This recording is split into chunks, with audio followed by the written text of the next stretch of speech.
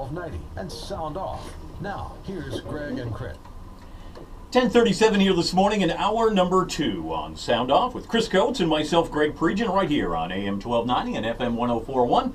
Oh, I'm sorry, on AM 1290. I knew I was going to do that on FM 107.5. Come on, man. We're new. We're now we're expanding out even farther into Massachusetts. You know why I did it? Because I was doing it without looking at my cheat sheet over here. There you go. I was also, about that card. we're also on Wkbkradio.com, streaming to the world. Hey, thanks for joining us here this morning. This program brought to you by Elm City Bagels and Deli, with bagels, soups, and salads. Sandwiches, good stuff, gluten-free options on West Street in Keene. Don't forget, you can always call us with your comments and questions at 357-1290 or email the program at gpregent@wkbkradio.com. And just a programming note, Zach did not bring any beer in this morning, so it's just us being silly on our own.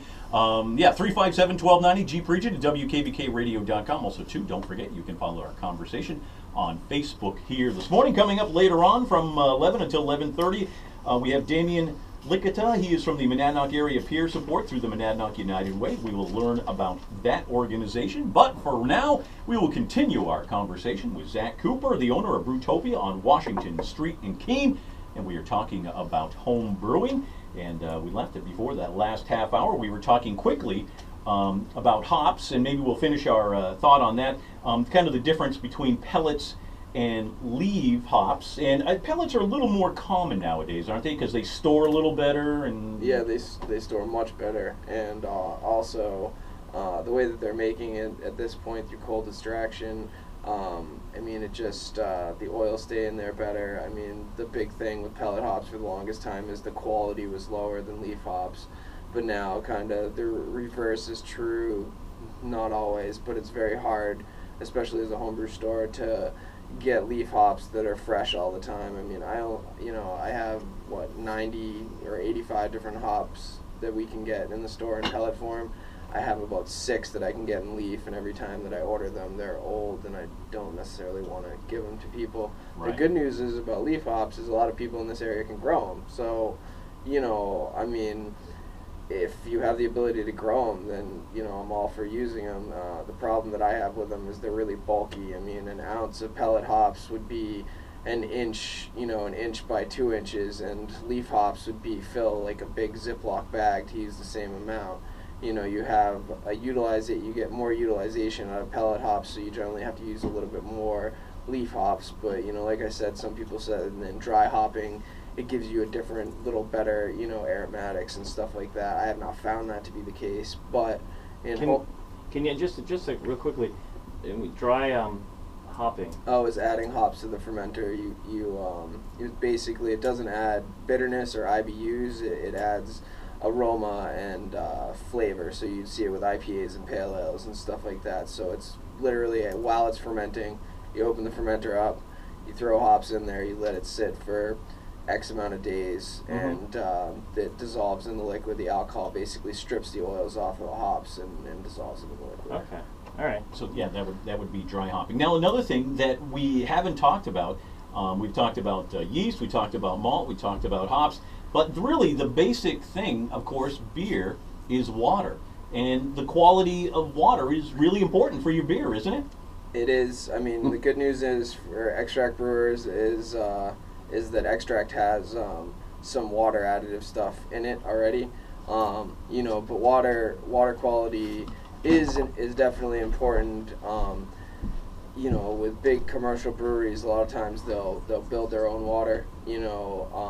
Because it's not as simple as, I can strip out all the bad stuff like at your house. You want some of the chlorides, and you want some of these things in the water because they make a better beer. So a lot of times, like I said, breweries will build their water from distilled water, or they'll build their brewery in a specific place where they know what the water is to brew specific kinds of beer.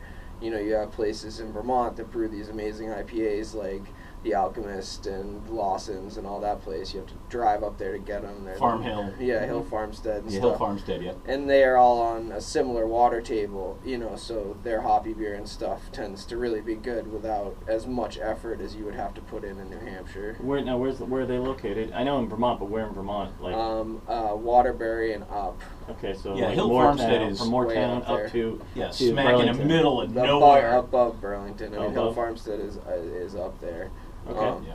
But you know, they're #1 beer in the world according to ratings websites and stuff, and you physically have to go there to get their beer. I mean, it's Now let me ask you: Have you had that? Have you had the beer? oh yeah. Yeah, and I'm always intrigued to because it is this kind of mystical beer up there that everyone talks about, and I hear everyone saying it's the greatest beer, And now, what's your opinion? I mean, you've obviously tasted a lot of beers. I mean, it's really good, but it's not the greatest beer ever. Well, I mean, Or is it? It's all relative. I mean, I feel like it's a really, really, really, really good IPA for sure. There's no doubt.